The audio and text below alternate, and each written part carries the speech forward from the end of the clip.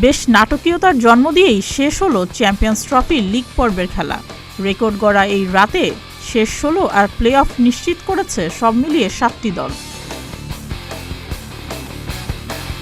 Champions লিগের বর্তমান champion Real Madrid, কিন্তু শিরোপা ধরে রাখার মিশনে সরাসরি শেষ 16 নিশ্চিত করতে পারেনি দলটি। নতুন ফরম্যাটের চ্যাম্পিয়ন্স লিগের নকআউট পর্বে যেতে তাদের খেলতে হবে প্লে অফ। প্লে অফের ড্রয়ের আগেই তাদের প্রতিপক্ষ হতে পারে ম্যানচেস্টার সিটি। বুধবার রাতে ব্রেস্টকে 3-0 গোলে হারিয়েও সরাসরি শেষ 16 টিকিট পায়নি রিয়াল। সরাসরি নকআউট পর্বে যেতে হলে পয়েন্ট টেবিলের সেরা 8-এ থাকতে হতো। মাদ্রিদের ক্লাবটি তাদের লিগ পর্ব শেষ করেছে টেবিলের 11 নম্বরে থেকে।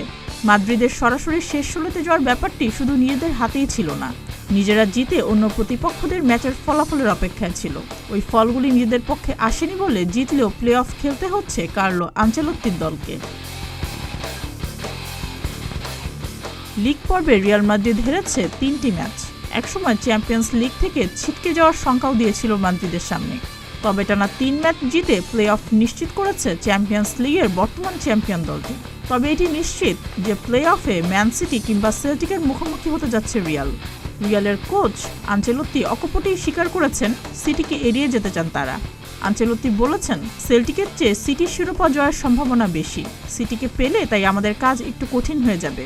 সিটির বিপক্ষে আমরা খেলতে পছন্দ করি না, যদি খেলতেই হয় আমরা অন্য সময়গুলির মতোই খেলব।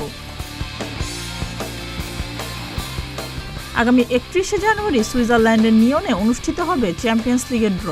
প্লে অফের ম্যাচ হবে 2 ম্যাচ ডেতে।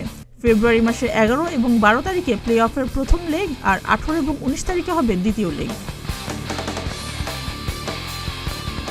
সুস্মিতা, প্রতিদিনের বাংলাদেশ।